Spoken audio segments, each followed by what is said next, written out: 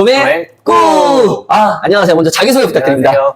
저는 이제 국군 기무사령부에서 부대원으로 활동을 하다가 독일에서 살다 온 칼리라고 합니다. 칼리님 정말 반갑습니다. 돈 때문에 제가 제대하고 싶은 생각은 없었거든요. 좀 자유를 만끽하고 싶었고 하고 싶은 일 하고 싶었는데 그때 들었던 생각이 어렸을 때부터 문득 이 가슴속에 있었던 게 해외에서 한번 살아보자. 해외 살기. 해외 살기 한번 해보자. 네. 그래서 제대하기 한 3년 전부터 어느 나라를 가지? 라고 이제 막 찾기 시작했었어요. 네. 그래서 결국 결정한 나라가 독일이란 말이에요. 독일이었죠, 네. 왜 독일이었나요?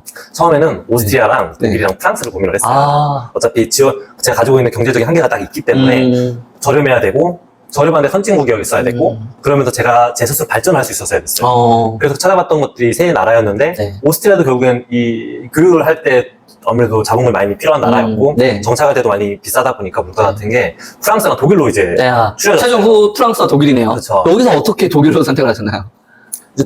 이게 진짜 고민이 많이 됐는데 사실 지금도 엄청난 고민을 하고 있습니다. 누가 물어본다면 프랑스냐 솔직히 독일이냐 말할 수가 없어요 저는. 근데 그래도 생각을 하면서 그러면 단순히 유학이 아니라 정착의 개념으로 한번 해보자. 정착을 할 수 있는 가장 쉬운 나라가 뭐냐? 독일이더라고요, 독일. 막 정착을 어떤 차이점이 있을까요? 사실 정착을 하려면 비자가 제일 중요하잖아요. 비자를 받는 게 독일이 제일 이제 쉽습니다. 프랑스보다? 저희가 프랑스에 거주하면서 너무 놀랬던 점이 대학생들이 외국 해외 학생들이 주택 보조금까지 주더라고요. 엄청나죠. 여기서 저는 정말 깜짝 놀랐거든요. 와, 해외에서 오는 학생들의 주택 보조금을 제공해준다고? 이런 사실이 정말 너무 깜짝 놀랐는데, 또 대학 학비도 굉장히 저렴하고, 여러 가지 점이 있는데, 결국은 비자 문제. 그래서 독일을 선택하셨네요. 그럼 독일을 선택하셨으면, 나는 어떤 프로그램으로 어떻게 독일에서 안착해야겠다, 이런 계획이 있었을 것 같은데, 어떠셨나요? 제가 독일 정착, 비자 문제를 고민하면서 이제 가장 이제 염두에 둔 게 아우스빌딩이라는 제도였어요. 이게 아우스빌딩이라는 제도를 아시는 분은 또 많이 검색해서 아시겠지만, 거의 대부분의 분들은 아마 처음 듣는 분들이 많으실 것 같아요. 아우스빌딩에 대해서 한번 소개해 주시죠.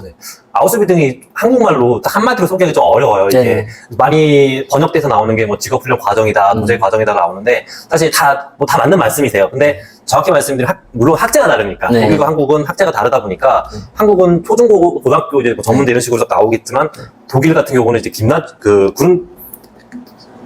그룬드슐레라고 가장 초등학교 과정이 있어요. 초등학교 과정이 끝나면 중학교 과정이 없어요. 거기는. 중학교는 그럼 어떻게 될까요? 중고등학교 합쳐져 있어요. 초등학교 이후에 중고등학교가 합쳐져 있는 거네요. 맞아요. 그래서 그러면 합쳐져 있으면 또 어떻게 되는 거예요? 이게 무학년인가요? 어떻게 될까요? 이게 보통 이제 우리가 초등학교 6학년 제도가 있듯이 독일도 초등학교로 4학년 제도까지 있어요. 4학년까지만. 법적으로는 4학년까지가 있는데 그 이후에 6학년까지 더 다닐 수가 있어요. 뭐 공부 잘하면 아마 더 빨리 할 수 있는 그런 제도가 지원이 되겠죠? 그 6학년까지 초등학교가 마치게 되면 네 가지의 중고등학교 통합 과정이 생겨요. 거기서 이제 어떤 중고등학교는 4학년까지도 배우고 어떤 중고등학교는 6학년까지도 배우게 돼서 우리나라처럼 13학년까지 이제 마무리가 되는 거죠. 정말 많이 다르네요. 그러면 초등학교 이후의 진로가 너무 다른데 4가지 가까이 있다고 말씀하셨는데 그러면 한편으로 이럴 수 있을 것 같아요. 초등학교 졸업이면 너무 이른 나이 아닌가. 이른 나이에 뭔가 4가지 중에 1가지를 선택해야 된다는 거. 또 이런 점도 있을 것 같아요. 어떻게 생각하시나요? 그게 실제로 많이 내부에서도 문제가 많이 제기를 해요. 너무 이르지 않느냐. 너무 이른 나이에 쉽게 말해서 실업계 고등학교라고 드릴 수가 있겠죠. 기술직으로 초등학교 졸업하자마자 기술직으로 선택을 하는 건 정말 어린 나이인데 아직 청소년들에게 여러 가지 잠재력이 많이 있을 나이고 고민을 더 많이 해봐야 되는 그런 시기인데 초등학교 졸업하자마자 이거 결정한단 말이에요. 맞아요. 실제로 초등학교 때 선생님들이 이렇게 말씀을 하신대요. 좀 공부에 흥미가 없는 친구한테는 너 기술을 배워라. 이미 초등학교 때. 이미 초등학교 6학년 때. 사실은 한국 사회에서는 중학교까지만 해도 정말 대부분의 학생과 학부모님들이 좀 큰 사회적으로 좀 좋은 대학과, 사회적으로 평가하는 그런 대학과 그런 걸 꿈꾸는데 독일은 초등학교 때 졸업하자마자 결정한다는 게 이게 굉장히 큰 차이인 것 같아요. 이게 근본적인 좀 인식의 차이가 조금 있는 게 한국 같은 경우는 대학이 서열화가 좀 되어 있다 보니까 거기에 따라서 직업도 서열화가 좀 되어 있잖아요. 근데 독일 같은 경우가 대학이 서열화가 없어요. 프랑스도 마찬가지겠지만. 그리고 더 좋은 게 기술자를 많이 인정해주는 사회적 분위기가 있거든요. 칸머라고 하는 수공업 기술자 단체가 있어요. 모임이 있는데 그 모임에서 조직에서 만들어내는 어떤 뭐라 해야 될까 규칙? 이런 자기들끼리 만들어내는 그런 게 정책에 반영이 돼요. 그 정책에 반영이 되면 또 그게 그대로 실제 노동자들한테 회사에 그대로 반영이 되고 사회가 노동자 중심으로 돌아가는 구조가 좀 어느 정도 깔려 있는 거죠. 네. 그러니까 이 기저에는 독일 같은 경우에는 기술자, 초등학교 이후에 내가 기술 쪽을 선택한다 하더라도 사회적으로 나중에 성인이 됐을 때 크게 공부를 열심히 했던 친구가 가는 길과 아주 큰 차이는 없다는 말씀이시네요. 맞아요. 네. 근데 한국 같은 경우는 왠지 좀 공부를 더 열심히 하고 좀 어느 정도 지금 대학의 서열화가 있는 상황이기 때문에 문화가 전혀 다르다. 그리고 대학의 서열화 자체가 있고 없고 차이가 일단 가장 큰 차이겠네요. 네. 근데 아우스빌딩을 아까 말씀해 주시다가 지금 끊겼는데 네네. 아우스빌딩에 대해서 좀 더 말씀해 그래서 주시죠. 그 아우스빌딩 이 말씀을 드리려고 지금 네. 설명을 드린 건데 이 네 가지 중고등학교를 이제 마치게 되면 네.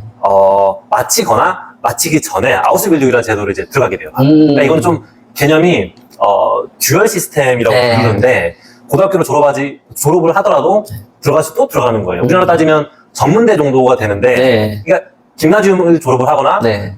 일반 4년제 대학교 졸업을 하거나 네. 직장인이거나 네. 해외에서 온 저 같은 해외에 네. 온 외국인이거나 제 친구 중에 수녀도 있었거든요. 수녀도 수녀이거나 이런 분들 어. 전부 다 아우스빌딩으로 들어가는 거예요. 근데 이렇게 정말 다양한 케이스가 있는데 아우스빌딩에 입학 조건이 있을 것 같은데요? 입학 조건은 사실 독일어밖에 없어요. 독일어를 어느 정도 한다. 독일어도 레벨이 지금 어떻게 될까요? 독일어가 이제 거기는 이제 가장 낮은 등급이 A1, A2, A2. 프랑스랑 비슷한 네, 똑같네요. 것 같아요. B1, 네. B2, C1, B1, C2인데 네. 이제 독일어 이제 베르쿠스 아우스빌딩을 해가지고 네. 직업적 아우스빌딩이랑 네. 학문적 아우스빌딩 나뉘거든요, 정확히. 네. 근데 직업적 아우스빌딩에는 네. 직군이 300여 가지가 있어요. 와, 엄청나게 많은 게 네. 포함이 되죠. 뭐 네. 제빵사부터 머리 네. 자르는 분, 네. 소 키우는 분, 네. 우유 만드는 분까지 전부 다 아우스빌딩이라는 제도에서 케어가 네. 되는데 그런 분들은 대부분 B1 언어 수준에서 B1이 만만치 않죠. 만만치는 않아요. 네. 그 프랑스 독일은 좀 만만치는 않아요. 네, 프랑스 독일어 만만치 않죠. 만만치 않죠. 일단 B1까지는 어느 정도 독일어 실력이 돼야지 네네. 입학 가능하다는 거. 이게 상당한 허들이네요. 네. 그리고 네, 일단 언어가. 더 잘하면 좋은 게 네. 왜냐면 듀얼 시스템이기 때문에 일정 기간 학교에서 네. 공부를 하고 일정 기간은 업체에서 일을 하게 되겠어요. 근데 공부를 해야 되고 네. 그리고 졸업을 하려면 시험을 봐야 돼요. 결국에는, 그러니까 네. 결국엔 그 정도 언어 실력은 네. B2 정도는 돼야 되거든요. 왜냐면 저는 인터뷰도 해야 되고 상당히 좀 더 어렵죠. 네, 네. 굉장히 어렵죠. 그런데 결국에는 이분들이 아우스빌딩에 입학하려고 한 이유가 취업을 위해서네요. 그렇죠. 취업이 왜냐하면 아우스빌딩이라는 게 가장 첫 번째 단추는 업체에서 업체 취업을 먼저 해야 돼요. 업체와 컨택을 한 다음에 나를 서포트해줄 업체에서 너 아우스빌딩 할 거야? 그러면 하겠습니다. 계약서를 먼저 써요. 취업 계약서가 아니라 아우스빌딩 계약서를 쓰는 거예요. 쓰고 나서 기다리면 그 업체가 학교에 등록을 해줘요. 이게 굉장히 이색적인 제도인 것 같아요. 신기한 제도예요. 한국에서 왔을 때는 정말 기업에서 아우스빌딩 할 거야 해가지고 먼저 기업에서 취업을 하고 또 학교를 동시에 다니게 하는 그렇죠. 약간 이중 과정이네요. 그렇죠, 맞아요. 뭔가 일도 하고 학교도 아니고 어떻게 보면 이게 굉장히 험난한 과정인데요. 왜냐면 일도 하고 또 그럼 학교는 야간에 다니거나 아니면은 뭐 일정 뭐 3달은 뭐 근무를 하고 맞아요. 또 몇 개월은 또 학교에서 수업을 받고 이런 과정이기 때문에 듀얼로 쭉 가는 시스템이기 때문에 굉장히 이색적인데 그러면 공부를 하는 기간에도 월급이 나오나요? 맞습니다. 와, 이건 또 좋네요. 좋습니다. 그러면 사람들이 아우스빌딩을 가려고 하는 가장 핵심 이유가 뭔가요? 취업보다 여러 가지 이유가 있을 것 같은데 장점도. 외국인 같은 경우는 비자인 것 같고요. 비자 때문에. 왜냐면 독일의 비자를 받을 수 있는 영주권을 받을 수 있는 기준이 네. 딱 정해져 있어요. 아주 명백하게. 네. 그게 첫 번째가 유럽에 있는 대학교를 졸업을 한 인원이 취업을 해서 그 세금을 5년간 냈을 때. 그럼 이제 영주권이 나와요. 네. 그리고 말고는 뭐 다양한 게 있는데 네. 그 중에 하나가 이제 아우스빌딩이에요. 아우스빌딩을 졸업한 사람이 네. 2년간 일하면 바로 비자가 나오는 거예요. 엄청 쉽죠. 외국인 네. 입장에서는. 그러면 몇 년간 거주할 수 있나요? 영주권 연장은 네. 그 이후로 아우스빌딩을 졸업을 네. 하면 영주권 같은 경우는 이제 업체 계약서에 따라 달라지는데 업체 계약서에서 오래 써주면 오랫동안 있는 거죠. 그럼 굉장히 쉽네요, 어떻게 보면. 엄청 쉬운 거죠. 아우스빌딩이 네. 좋은 거예요. 그 외국인한테. 그래서 외국인한테는 엄청난 기회네요. 왜냐면 사실 비자 받고 이거 하는 과정이 힘들죠. 정말 어마어마하죠. 이게 정말 저도 프랑스에서 살아갔지만 프랑스도 만만치가 않죠, 정말. 근데 아우스빌딩이라는 그런 제도가 있는데 만약에 내가 독일에서 또 유럽에서 살길 희망한다 한다면 상당히 좋은 또 제도인 것 같아요. 100% 네. 합니다. 근데 아우스빌딩에 어떤 회사에 또 가셨나요? 저는 이제 제가 남부 독일에 네. 프랑스랑 독일이랑 스위스랑 그 국경지대예요. 네. 프라이부르크라는 아주 작고 예쁜 한국에는 그렇죠. 녹스텝 도시로 알려져 있어요. 그래서 지금 프라이부르크 전망대가 광교 호수공원에도 있고 친환경 도시로 유명하고 사실은 권창훈 선수 축구 선수인 권창훈 선수와 정우영 선수가 프라이부르크에서 뛴 적이 있어서 저도 잠깐 구경을 한 적이 있거든요. 굉장히 가깝죠, 프랑스와. 굉장히 스위스와도 가깝죠. 가깝고. 그곳에서 어떤 걸 하셨나요? 거기서 프라이부르크에서 가장 유명한 그 빵집인데 그 파이플레라는 빵집이 있어요. 가장 유명한 역사가 한 150, 100년 정도 된 것 같아요. 그 빵집에서 네. 이제 손으로 빵을 만드는 수제빵을 이제 배우게 됐어요. 제과제빵에, 그러니까 군인에서 제과제빵계로 이제 입문하게 되네요. 네. 그래서 몇 년간 하셨나요? 사실 저는 아우스빌딩 졸업은 안 했어요. 제가 졸업은 안 하고. 네. 아우스빌딩 과정이 짧게는 2년에서 네. 길게는 3년까지 배우게 되는데, 네. 네, 저는 계약상 2년 6개월을 전 계약을 하고 이제 시작을 했었는데, 네. 저 아우스빌딩은 학교는 1년 3개월을 다니고, 빵집에서는 2년을 일을 했던 거죠. 그러면 졸업을 안 했을 때 페널티가 있을 것 같은데요. 특별하게 없어요. 그래요? 일단 입학하고, 그냥 회사에서 근무를 하고, 따로 졸업을 안 해도 학업 점수를 뭐 제출해야 된다거나, 이런 게 없나요? 이제 이게 참 재밌는 나라인 게, 네. 졸업을 하면 졸업한 대로 그 월급 좀 더 주고, 졸업을 안 하면 안 한 대로 월급 덜 줘요. 그러면은 그 제과제빵 베이커리에서 일하실 때도 월급을 받으면서 지금 일을 하셨네요. 맞아요. 그런데 그게 왜 수많은 300여 가지의 직종 중에서 제과제빵을 선택하셨나요? 제가 이제 아우스빌딩 시작하기 전에 독일을 여행을 한번 했었거든요. 독일을 여행을 해서 나한테 정말 이 나라가 네. 경험해보고 싶었었는데, 근데 또 유명하잖아요. 독일 뭐 맥주 유명하고 소세지 그렇죠. 유명하고 축구 유명하는데 제가 이제 술을 잘 못 마셔요. 그래서 소세지도 별로 안 좋아하거든요. 별로 안 좋아해서 뭐가 좀 맛있는데 했더니 빵을 딱 먹었는데 너무 맛있는 거예요. 빵이. 굉장히 단순하네요. 그래서 딱 보니까 독일 주식이 빵이에요. 네. 이거 햄버거 살면 굶어 죽진 않겠다. 이거 배워야겠다 해서 이제. 네. 그래서 어떻게 실제로 배워보니까 이게 좀 적성에 맞았나요? 그게 과학적이에요. 그래요? 굉장히 과학적이고, 그걸 3년간 학교에서 가르쳐준 이유가 있어요. 이게 우리나라 빵 같은 경우는 흔히 좋아하시는 크루아상이라든지, 물론 프랑스 계열이긴 하지만, 어쨌든 흔히 먹으시는 뭐 단팥빵이라든지, 이런 안꽃빵들이 밀가루, 계란, 설탕, 소금 뭐 이런 걸로 버터 이렇게 넣어서 만들어지는데, 독일 빵은 밀가루, 물, 소금, 그리고 천연 발효한 어떤 발효 효모만 만들어져요. 이렇게 맛있게 만들어야 되거든요. 심지어. 얼마나 어렵겠어요, 이거를. 과학적이죠. 과학적으로 만들 수밖에 없어요. 네. 그래서 좀 되게 재밌었어요, 배우면서. 체력적으로도 굉장히 힘들 것 같은데, 왠지. 좀 많이 힘들죠. 예, 이게, 인간이 그 하나하나 또 해야 되는 부분이 많이 있을 것 같고, 그리고 그렇게 전통이 오래된, 프라이머리 그 최고의 빵집이라면, 그 또 명맥을 이어나가기 위해서 또 수많은 사람들이 또 일을 열심히 하고 고객의 니즈를 맞추기 위해서 또 일을 할 것 같거든요. 근데 그걸 하신 다음에 독일에 정착한 게 아니라 한국으로 돌아오셨단 말이에요. 맞아요. 그 이유가 뭔가요? 이제 제빵사 아우스빌딩을 잘 하고 있었는데, 조금 자랑을 하자면, 그 아우스빌딩을 저희 프라이부르크에서 한 학교가 한 50명 정도가 학교를 다녔어요, 같이. 아우스빌딩을 이제 하는 인원이 50명 정도 됐던 거죠, 1년에. 그 중에서 제가 1등을 하게 된 거예요. 말도 안 되는 거예요. 성적으로요? 성적으로. 근데 한국인이 혹시. 한 번도 외국인 1등 한 적이 없어요. 그거 할 수가 없어요. 다 독일인이었어요? 왜냐면 한 30명은 독일인이고 20명은 외국인이거든요. 그럼 언어가 안 되는데 어떻게 아예 안 되잖아요. 제가 언어가 제가 아무리 열심히 했는데 되겠어요? 근데 그 깔리님의 지금 그때 당시 언어 실력이 레벨 몇이었나요? 전 B2긴 했어요. 잘하셨네요. B2긴 했는데 너무 열심히 하셨네요. 진짜 열심히 하겠어요. 근데 문제가 그 대신 한국인의 저력이 있잖아요. 암기. 한국인의 저력 중에 하나인데. 그래도 어떻게 거기서 1등을 다 외웠어요. 시험 볼 때 보통 A4 용지 한 20장 만들어가지고 자자자 외운 거예요, 전부 다. 그러면은 사실 B2까지 가기에는 얼마나 걸리셨나요? 언어는? 조금 저는 이제 좀 장기간 공부를 했던 스타일이라 딱 임팩트 있게 공부한 거는 6개월. 어학원에서 6개월. 그러면 B1이 아슬아슬하게 나오잖아요. 아슬아슬하게. 그 상태에서 뭐 혼자 뭐 이것저것 주워쓰고 하면서 한 공부라는 건 1년 6개월 정도 한 것 같아요. 공부라는 거는. 1년 6개월 만에 B2가 됐네요. 나온 거죠. 그리고 심지어 독일인과 함께한 아우스빌딩에서 전체 1등을 하셨네요. 전체 1등 한 거죠. 1등은 뭐 혜택이 있나요? 증이 나오거든요. 증이 나와서 1년에 한 번씩 증이 나와요. 거기에 써져 있어요. 1등이라고 써져 있는데 1등이라고 써져 있는데 이제 그거를 그러면 1등을 했으면 다른 곳에 취업을 하거나 이런 데도 도움이 될 것 같은데 왠지. 그렇게 도움은 안 되고요. 이제 마이스터 슐레라고 이제 아우스빌딩 끝나면 이제 마이스터 과정을 겪게 이제 지원을 할 수가 있는데 10년 마이스터로 가는 거네요. 그러니까 그때 좀 더 쉽게 갈 수 있죠. 좀 더 쉽게. 그런데 그렇게 화려한 성적임에도 왜 한국으로 다시 오셨을까요? 이게 결국엔 뭐라 해야 될까? 결국엔 그 외국인인 거예요. 그 안에서 이방인. 이방인인 거죠. 이방인으로서 그 느낌. 그게 갑자기 들더라고요. 3년이 딱 되니까. 3년 동안은 막 바쁘게 너무 달려왔잖아요. 근데 딱 3년이 되니까 2년 6개월 정도 되니까 이게 싹 오는 거예요. 이게 여러 가지 향수와 맞아요. 이방인한 느낌. 그러면 그 안에 3년 동안 있으셨을 때 그 루틴, 보통의 하루의 루틴은 어떻게 되셨나요? 보통 루틴이요? 그곳에서, 독일에서. 보통 눈 뜨면 독일어 공부하고 어학원 다 했어, 어학원 가고 끝나면 독일어 공부하고 잤죠. 하루 종일 독일에서 독일어 어학원 다니시면서. 근데 거의 하루 종일 독일어와 함께 하셨네요. 그리고 나서 이제 제 아우스빌딩 경우에는 네. 눈 뜨면 다시 독일 공부하고 네. 9시 빌딩 일하고 빵집에서 일을 네. 하고 이제 학교 갈 때도 학교 가고 네. 끝나면 좀 친구 만나고 다시 공부 다시. 그 안에서 한국인 친구도 좀 있었나요? 또 재밌는 분들을 많이 만났어요. 그 안에서, 독일 안에서, 네네. 프라이브르크 안에서, 네네. 네, 그 외국인 분들도 만나시고. 외국인분들 좀 친구가 좀 많았어요. 외국인 분과 언어가 또 되니시니까. 그래서 그 네. 결과적으로 맞는데 또 원인이 되는 것 같기도 해요. 네, 그 점이. 네. 네. 그래서 결국에는 한국으로 돌아오기를 결정을 하셨단 말이에요. 맞아요. 그러면 한국으로 돌아왔을 때 어느 정도 나의 또 계획이 있어야 될 것 같은데 어떠셨나요? 가장 한국에 먼저 왔을 때 이제 생각이 들었던 게 네. 내가 아우스빌딩이라는 걸 경험을 했고 다양한 사회 경험을 했었는데 네.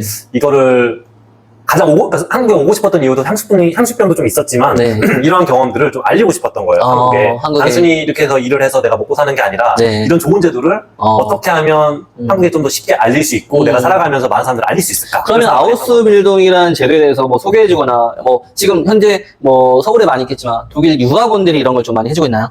정확히 잘 모르겠어요. 제가 왜냐하면 아우스빌딩을 처음 가려고 준비를 했을 때 네.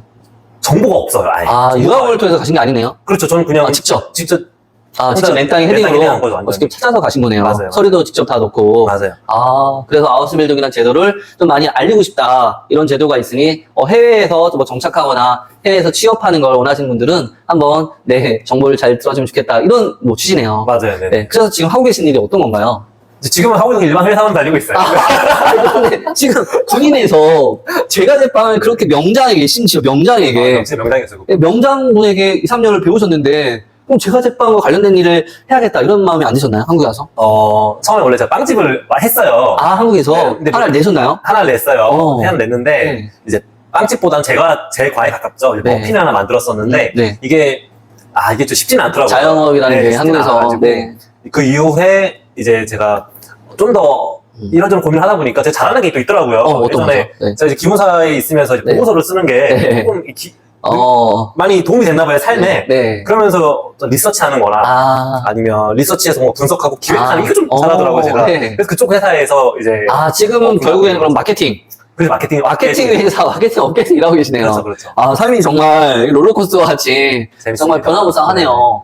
그러면 지금 칼리님께서 마케팅에서 일을 하고 계신데 지금은 좀 만족하시나요? 지금 너무 만족하고 있어요. 어떤 점이 좀 만족스럽죠? 정확히 마케팅 회사는 아니거든요. 일반 회사에서 네. 기획이랑 마케팅 업무를 하고 있는데 네.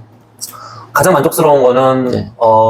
우선은 병행할 수 있다는 거. 아우스빌딩이라는 거를 알리는 내 업무와 네. 업무라기보다는 자신이 하고 싶은 일과 네. 그리고 제가 경제적으로 경제적인 이유 때문에 하고 있는 그 일이 네. 병행할 수 있다는 거.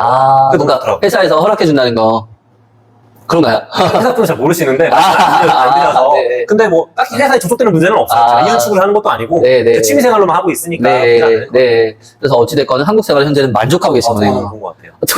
독일을 다시 가고 싶다거나 이런 건 없나요? 그건 있죠, 당연히. 왜냐면 너무 사회적으로 다른 나라니까. 네. 기반적인 역사도 다르고 문화도 다른데 저는 개인적으로 독일 좀 더 맞아요, 제가 사는 게. 그래요? 네, 많이 그러면 독일에 3년간 살아보셨는데 독일 문화와 한국 문화 어떤 차이점이 있을까요? 제가 그 고민을 좀 해봤어요. 이게 한마디로 뭘로 표현할 수가 있을까? 그게 다양성의 공존인 것 같아요. 독일이라는 나라가. 거기가 제 퀴즈 하나 내볼게요. 네. 베를린에서 2023년도에 신생아 이름 1등한 게 뭔지 아세요? 신생아 이름 1등이요? 1등. 와, 어려운데요. 그냥 뭐 우리나라 말하면 김이박 이렇게 있잖아요. 독일에서 1등한 이름이 마호메트인 거예요. 마호메트. 마호메트 1등을 했어요. 와, 전혀 독일 같지 않은. 그죠, 아랍계 이름인 거죠. 네, 그러니까요. 그만큼 아랍계가 정말 많아요. 독일에는 아랍계, 터키계, 아프리카, 아시아인들이 그들이 없으면 독일의 성장률도 낮고 실제로 낮게 돼요. 결국 다문화와 세계 시민이네요. 맞아요. 네. 그런 거를 당연히 독일 정부도 독일 그 국민들도 이런 성장이라는 걸 알기 때문에 성장하기 위해서 다 수용을 한 거죠. 결국엔 공존해야 된다. 공존해야 된다. 모든 제도가 공존에 맞춰져 있어요. 사실은 우리나라도 지금 저출산 고령화 문제가 사회적으로 심각한데 결국에는 다문화와 세계 시민 교육이 너무 필요하지 않나 이런 생각이 많이 들거든요. 맞아요. 그 아우스빌딩 교육을 받을 때 좀 인상 깊었던 게 하나 있는데 그게 제가 말씀드린 대로 대학교 졸업자부터 중고등학교 졸업자까지 정말 다양한 연령과 다양한 백그라운드로 오게 되다 보니까 이게 포커싱을 할 수가 없어요. 교육하시는 분들이. 하지만 그게 교육제도상 중고등학교에 딱 정착이 되어 있기 때문에 교육제도가 중고등학생을 위주로 되어 있어요. 그런데도 불구하고 그 수준이 굉장히 높아요. 그 교육의 질 자체가.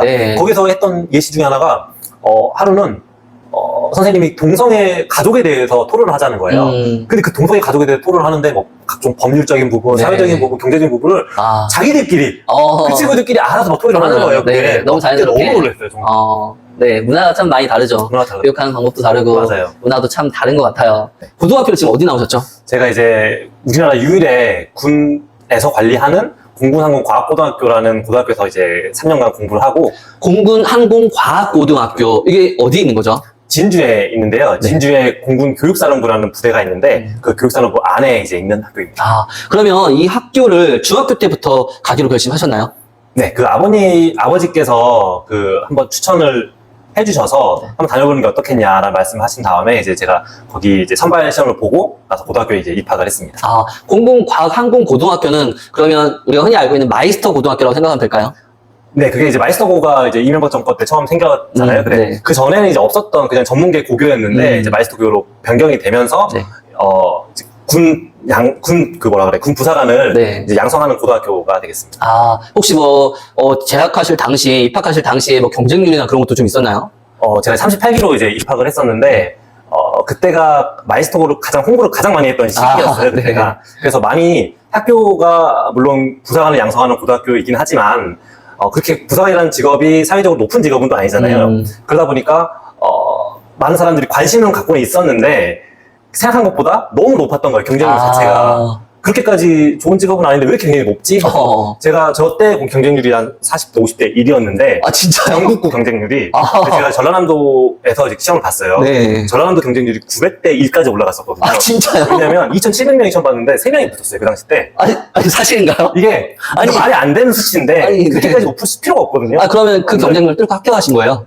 그 운이 좋아가지고 이제 아, 합격의 비결이 뭘까요? 저는 재수를 했어요. 고등학교 재수를 했었는데 중학교 3학년 때 한번 시험을 보고 네. 떨어지고 나서 이제 좀 오기가 생겨가지고 다시 고등학교 1학년 때 남들이 이제 야간 자율학습 할 때 저 혼자 이제 다시 고3 공부 다시 하면 중3 공부 다시 하면서 시험을 준비했습니다. 와, 아니, 대단하네요. 와, 그러면 그 학교에서 어떤 걸 주로 배우나요? 군 소속의 고등학교이기 때문에 이제 우리나라에서는 교육부 소속 고등학교랑 군 소속이 이제 나뉘지 않습니까? 네. 근데 군 소속은 유일하다 보니까 국방부 장관 직속 이제 부대예요. 이제 어떻게 네. 보면은 그러다 보니까 교육 과정 자체가 일반 고등학교랑 전혀 달라요. 달라서 고등학교 3학년이 되면 이제 네. 수학이라든지 영어가 사라지게 됩니다. 아, 네, 사라지게 되고 이제 본래의 목적인 공군 정비사를 양성하기 위해서 다양한 항공기 정비에 관련된 교과목으로 구성이 되게 됩니다. 그런데 지금 그 학교를 나오고 지금 항공대를 나오셨죠? 네. 아, 항공대, 근데 중3 때, 중3이 아니죠. 고3 때 수학이 없어진다고 말씀해 주셨는데, 항공대는 어떻게 들어가게 되셨나요?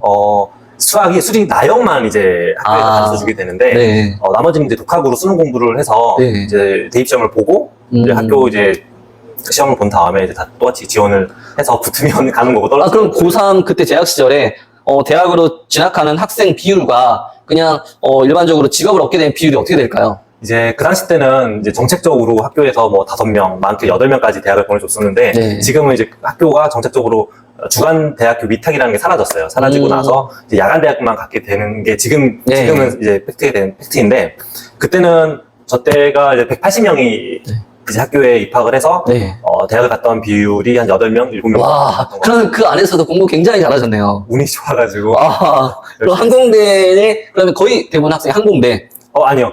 보통 저 때, 그러니까 기수마다 많이 달라요. 많이 다르긴 한데, 네. 저 때는 이제 영문학과를 한 명이 갔고요. 전교 1등 영문학과 갔고, 나머지, 2등부터 나머지 5분 다 공대를 가게 됐는데, 공부 잘하는 애들은 뭐 고대도 가고, 못하는 애들은 뭐 좀 더 안 좋은데 좀 낮은 학교로 가게 되고, 저는 이제 중간 정도 가지 않았을까. 항공대를 가셨는데, 항공대를 가신 다음에, 그 다음에 진로는 또 어떻게 됐나요? 제가 항공대학교가 아무래도 공대다 보니까. 근데 저는 사실 영문학과를 너무 가고 싶었던 거예요. 원래는, 네. 너무 가고 싶었는데 성적이 안 되니까 밀린 거죠. 밀려가지고 이제 어쩔 수 없이 이제 공대를 가게 됐고, 적응을 못했어요. 수리 나형 출신이다 보니까, 공대에서는 사실 공대 1학년은, 이과 4학년 수준이라고 생각을 하는데, 저는 이제 공대 그 과정을 아예 이과 과정을 안 거치고 가다 보니까, 매일마다 공부를 할 수밖에 없는 거예요. 맨날 중수업 혼자 하고, 그렇죠. 방학 때 되면은 수리 가형 다시 공부하고 유튜브를 다시 공부하고 그래서 많이 적응을 못하고 겉돌았던 것 같아요. 그런데 그때 우연하게 학교에 네. 이제 눈을 딱 떠보니까 학교에 법학과가 있다는 게 눈에 보이는 거예요. 네. 법학과 이제 부전공을 신청을 하면서 그때 이제 내 길은 네. 약간 이런 인문학 쪽이 내 길이구나. 인문학 쪽. 생각을 그때가 인문학의 시초네요. 그때 제 시초가 됐죠. 그때 이제 우리나라에 처음으로 항공법을 수입하신 분이 이제 박원하 교수님이시라는 네. 캐나다 이제 대사를 지나셨던, 그러니까 다른 데 대사를 지나셨던 분이 네. 캐나다에서 이제 유학을 하시면서 항공법을 직접 한국에 수입을 하셨는데 이제 그분 밑에서 이제 항공법을 처음 배우고 네. 법이라는 걸 처음 이제 알게 됐던 거죠. 야, 그 다음에 진로는 그럼 어떻게 될까요? 항공대를 졸업하신 거죠? 네네, 그렇죠. 네. 졸업을 했는데 이게 재미난 게 저는 이제 계약 학생이에요. 계약 학생. 정확히 말씀을 드리면 왜냐면 고등학교를 졸업을 하면 네. 전부 다 100% 부사관으로 임관을 하게 되어 있어요. 네. 그래서 자동으로 전 임관을 하는데 그럼 어떻게 대학을 다녔냐? 네. 이게 지원인 거죠. 대학에서 아니, 국가에서 너는 좀 똘똘하니까 대학을 좀 가라. 그래서 다른 친구들은 전부 다 군대에서 일을 하는데 근데 저는 이제 대학에서 일을 한 거죠. 그래서 제가 제 군 경력표를 보면은 네. 제 업무지가 대학으로 나와 있어요. 그래서 대학에서 업무를 이제 하고 공부를 하고 네. 대학을 졸업을 하면 다시 배속을 받아서 기매기지로 발령을 받았습니다. 그럼 첫 발령 받은 곳이 기매기지. 기매기지. 그럼 그곳에서 어떤 일을 하셨나요? 기매기지는 이제 수송기, 군 수송기를 운영하는 부대인데 네. 그것도 이제 수송기 정비를 했습니다. 그러면 그때부터 군 생활, 사실은 고등학교 때부터 그렇죠. 군 생활이 쭉 시작된 거네요. 그럼 대학에서 재학하던 시절도 군 경력에 포함이 되고. 맞습니다. 와, 어떻게 보면 이게 상당히 또. 특혜 같은 거. 네, 그러네요. 그럼 그때부터 몇 년간 군 생활 하신 건가요? 09년도에 이제 임관을 해서 네. 13년도까지 대학을 다니다가 2020년도에 네. 제대를 했습니다. 2020년도에 그럼 총 경력이 어떻게 되실까요? 이제 순수하게 군대에서 이제 생활한 이제 경력은 이제 7년 정도인데 제 군 경력을 떼보면 이제 13년 정도로. 그러네요. 그럼 7년 동안 군 생활을 하셨는데 결국 군 생활에서 나오셨단 말이에요. 네. 그럼 군 생활에서 뭐 좋은 점도 있을 거고 조금 그렇지 못한 점도 있을 텐데 군 생활 하시면서 느낀 건 어떤 게 있었나요? 저는 이제 조금 독특한 부대에 이제 제가 있었어요. 네. 국군 기무사령부라는 부대에 있었는데 네. 이제 국군 기무사령부가 이제 대한민국 유일의 이제 군 정보 수사기관으로 이제 민간에 이제 국정원이 있다면 네. 군에는 이제 기무사령부가 지금은 이제 국군 방첩사령부로 이름을 바뀌었는데 그게 그곳에서 이제 근무를 제가 했습니다. 원래 1년 정도는 정비사로 이제 근무를 하다가 네. 나머지 5년 반 정도는 이제 기무사령부에서 보안 업무를 주로 담당을 해왔는데 이제 좋은 점은 국가를 위해서 일한다? 좀 사명감이 좀 있었어요. 네. 왜냐면 네. 좀 이걸 보시는 분들이 좀 웃으실 수도 있어요. 무슨 사명감이야. 뭐 부사관이 무슨 사명감이 있겠어. 근데 제가 이제 군 고등학교를 나오다 보니까 어렸을 때부터 좀 많이 들었어요. 많이 듣고 이게 체육화가 되다 보니까 정말 알게 모르게 국가를 위해서 일하는구나 내가 이제 그런 생각을 하면서 여기서 한 가지 궁금한 게 보통 일반인들과 좀 국가를 위한 사명감이 있는 그 부사관 일상생활에서 볼 수 있는 그런 게 또 있나요? 국가를 위해서 일하는 분들의 말투나 아니면 뭔가 행동이나 이런 게 있다. 가장 큰 차이가 네. 저는 이제 고등학교 때부터 이제 군복을 보통 입거든요. 네. 거의 16년을 입었잖아요. 그렇죠. 그리고 군 울타리 안에서만 살아왔던 거예요. 그래서 가장 익숙한 게 5시 되면 종치는 거. 그러니까 울리는 게 너무 익숙한 거예요, 저한테. 이게 뭔가 익숙해요. 아니, 미라클 모닝이 완전. 미라클 모닝은 16년. 아침에 기상마다 발 이런 것도 좀 익숙하고, 가장 그 차이점이라고 느꼈던 게 뭐냐면, 친구들? 저는 친구들이 군인밖에 없었거든요. 그렇죠, 네. 민간인 분들은 1년 6개월, 2년 정도 잠깐 군인대 있다 나가시는, 거쳐가는 건데, 저 같은 사람들은 그냥 삶이었던 거예요, 그것이. 그러면 그 안에서 생활과 밖에서의 생활이 또 많이 다를 텐데 한편으로는 군인이 아닌 다른 동나이대 친구들을 부러워하거나 조금 뭐 닮고 싶거나 이런 것도 있었나요? 제 고등학교 때 꿈이 사실은 제대하는 게 꿈이었어요. 진짜요? 이게 재수를 해서 군대 고등학교 갔지만 이게 잘 안 맞더라고요. 본인 기질이나 성격과. 맞아요. 제가 기자가 좀 되고 싶기도 하고 가수가 어렸을 땐 가수가 되고 싶기도 하고 되고 싶은 게 너무 많았어요. 뭐 건축학과를 가고 싶기도 하고 뭐 배도 몰아보고 싶기도 하고 근데 할 수 있는 게 하나도 없는 거예요. 군인의 몸으로서는 그렇게 있다가 그래서 이제 선생님들이나 친구들이 그럼 대학 가라. 대학 가면 너 하고 싶은 거 할 수 있다 하면서 대학에서 이제 자유라는 걸 처음 만끽을 하고 할 수 있는 게 많구나 이 세상에서는 그걸 깨닫고 이제 제대를 천천히 준비를 해왔던 거죠. 그러면은 군 생활을 하면서 나는 제대 준비를 해야겠다 마음속으로 항상 이런 게 있었네요. 항상 있었어요. 근데 이 시점이 참 중요할 것 같아요. 언제쯤 제대를 해야 될까 고민이 있었을 것 같은데요. 저희가 저희 법적으로 7년간 무조건 의무 복무를 하게끔 되어 있기 때문에 네. 그 7년을 끝나면 제대하겠다. 그럼 7년 끝나자마자 바로 제대하신 건가요? 제대했습니다. 딱 그 기간만 채우고 정확하게. 법적으로 완벽하게 그러면 해결하고. 그럼에도 불구하고 군 생활하면서 가장 난 좋았다, 행복했다 이런 기억이 또 있을 것 같아요. 저는 기무사령부에서 근무했던 게 가장 좋았던 것 같아요. 왜냐면 그게 어떤 특수한 부대라서 좋았다기보다는 네. 기무사령부의 부대의 업무 특성상 네. 뭐 어떤 사람을 신원 조사를 하거나 보안 업무를 조금 하거나 아니, 경호를 좀 하거나 이런 게 이제 물론 이건 다 공개 정보예요. 홈페이지에 다 나와 있는 네. 내용들인데 네. 이런 업무를 하다 보니까 업무 특성상 제 나이대와 다른 더 높은 계급대 아니면 더 많으신 경험이 더 많으신 분들 만나면서 좀 인생 공부를 많이 하게 됐어요. 그분들 조언도 많이 받고 그분들은 저렇게 사시는구나 본받을 수 있었던 게 좀 많이 좋았던 것 같아요. 그러네요. 그러면 제대 준비를 하시면서 꿈꿔왔던 미래 계획이 있었을 거 아니에요? 어떤 계획을 좀 세우셨나요? 처음엔 생각이 진짜 없었어요. 무조건 제대하자. 그냥 제대하자. 어쨌든 하자. 근데 주변에 제대한 사람들을 보니까 다 취업을 하더라고요. 당연히. 네. 근데 취업은 좀 맞지가 않는 거예요. 이게 어차피 돈 벌 거면 군인이 괜찮거든요, 제 생각에는. 군인이 괜찮나요? 직업이에요. 돈으로만 목적으로 본다면. 그냥 월급도 고정적이고, 그렇죠. 나중에 퇴직 후에도 그렇죠. 안정적이고. 네네. 네. 그래서 지금 제 동기생들 봐도 긍정적으로는 다 여유 있게 살아요, 전체적으로. 네. 자, 여기서 끝으로 뭐 하시고 싶은 말씀 또 있으면 또 해주세요.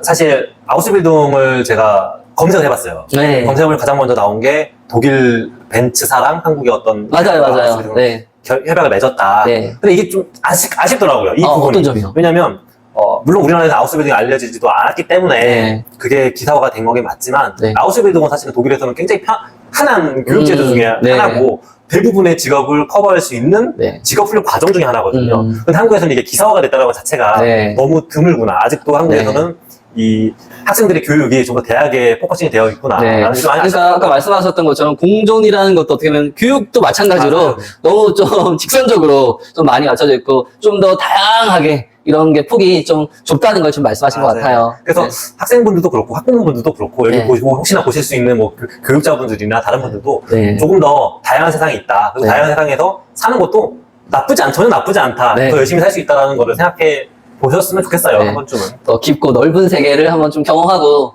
좀 다양한 세계에 뭔가 관심을 기울여가지고 우리 아이들이나 또 뭐 성인도 마찬가지죠. 또 설레는 인생 하루하루 또 사는 그런 기회가 됐으면 하네요. 자, 오늘 인터뷰해 주셔서 너무 감사하고요. 여기까지 인터뷰 마치도록 하겠습니다. 초청해서 감사합니다. 네. 마지막 멘트 해볼까요? 조매! 조매! 꾸!